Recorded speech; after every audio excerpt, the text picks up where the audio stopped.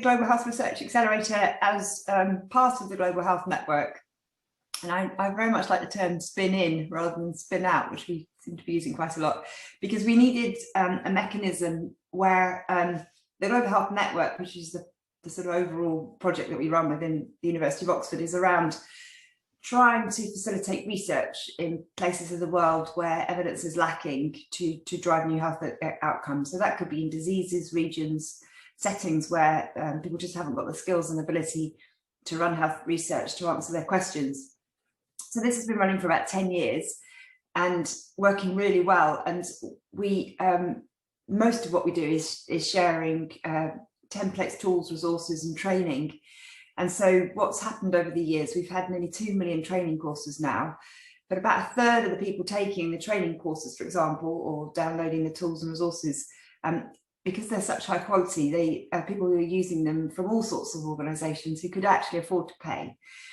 And so we long recognised that we should be generating that income potential from people who are using the facilities that aren't able to pay but could.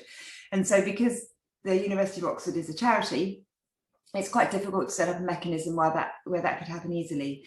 So we set up the Global Health Research Accelerator as a separate entity, as a community interest company that would enable us to go and seek income from people who benefit from the Global Health Network within the university, but can't pay for it. And so we can use the social enterprise as a vehicle for doing all sorts of work around that, but with the sole aim of trying to bring in some income that otherwise we can't access to support the rest of the work we do. Really hope is that the social enterprise serves as a really significant source of income for the Global Health Network, and the income that brings in can really generate some projects within the wider Global Health Network, which would be such a nice virtuous circle that we can bring in enough funds through that to be able to run some particular projects, say in Africa or Latin America or Asia where we work. It's looking really positive already. I mean, the income we've got coming through from some of the colleagues we work with in different organisations is looking pretty healthy already, and so it just gives us a really flexible way to deliver different projects than we could before.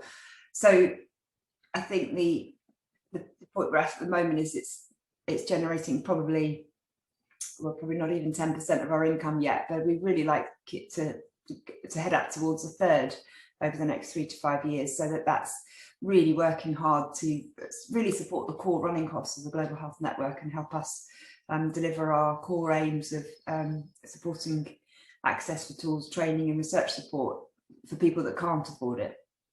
I think there's several new areas we've got to explore, and certainly finding quite clever ways to gain revenue from providing information online, which is obviously not new to organisations like, I don't know, with Wikipedia or The Guardian, but we call it the Robin Hood model. And I think finding ways to, either have something on the screen, but really be a bit more proactive about going to organisations that are using the platform. And so I guess that's more sort of hard-nosed marketing, commercial savvy that we're trying to acquire now.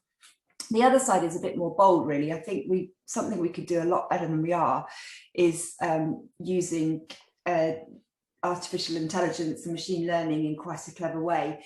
And so beginning to do more with some of the digital tech people, because we've got so much information on the Global Health Network now. It's a vast amount. And what I would absolutely love to happen is that you have a researcher working somewhere like Nepal or Peru, and they could, they come and access the Global Health Network to find some help for their research, but you can get information to them that they didn't even know existed before, by using machine learning algorithms. And that's quite expensive and quite technically challenging for us to achieve. But I think using the vehicle of the Global Health Research Accelerator, not just to bring in funding to support that, but maybe bringing in new partners and new ways of working, because if we build in that new digital tech, that will serve all of our organisations that use the platform, even though our primary goal is those who otherwise wouldn't be able to afford to access anything like that.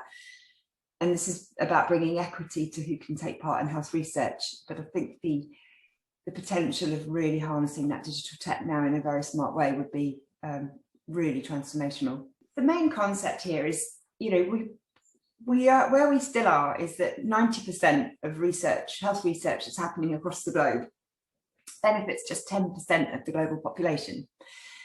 And so there's a massive shift that needs to happen in terms of enabling health workers, laboratory staff, universities, hospitals, being able to engage in research in the same level as people can in Oxford or Harvard or Paris. And I think this part of this is making access to information and knowledge really easy, and that will really level the playing field. And I think we've all just in the midst of COVID, and if we've not learned how important research is now, then we've learned nothing, and of course we all have. But what I really hope is a legacy from this is seeing that you've got to put this research capability in everywhere. And we hear a lot about mitigating against the next pandemic, being prepared for the next pandemic. And we know from the organisations that I work with and the healthcare settings we work with across the globe that that's completely an oxymoron. There's no point preparing for a pandemic, and you can't drop in the ability to understand what's going on with a new disease or pathogen in a moment. And so everything we've been doing for the last 10 years, it's really, you can put it in a lens here, because if you do want to stop the next pathogen and be able to characterize it and work out what it does in the body and how to prevent it being transmitted, you need to have the abilities embedded and ongoing every day. So if one of the main drivers for what we're trying to do with the social enterprise is give us the ability to work in settings where we would have never got to before, get information, engage with these communities. Because if you can put in this capability to do research on everyday diseases, the diseases of poverty these communities deal with every single day, then it's already embedded and it's there. And one, they'll spot a pathogen because they're looking and they're measuring and they're doing this ongoing research activities. And the other point is that they are then also able to gain the evidence to understand what that pathogen looks like, how it's transmitted, and how to stop it. So if you don't have that in place, then you're months and weeks behind before a new pathogen is spotted and understood. And so that's if you're trying to prevent an outbreak even turning into a pandemic, then you're weeks behind already. So I think bringing together what we've all experienced through COVID, but we'd also worked on for years with things like Ebola and Zika, and using the income we can generate through all sorts of organisations working with us and accessing our training and tools and resources for research, and then transferring that technology and that know-how into the settings where it's missing is really exciting. But we do need some more partners and help and investment to get to that point.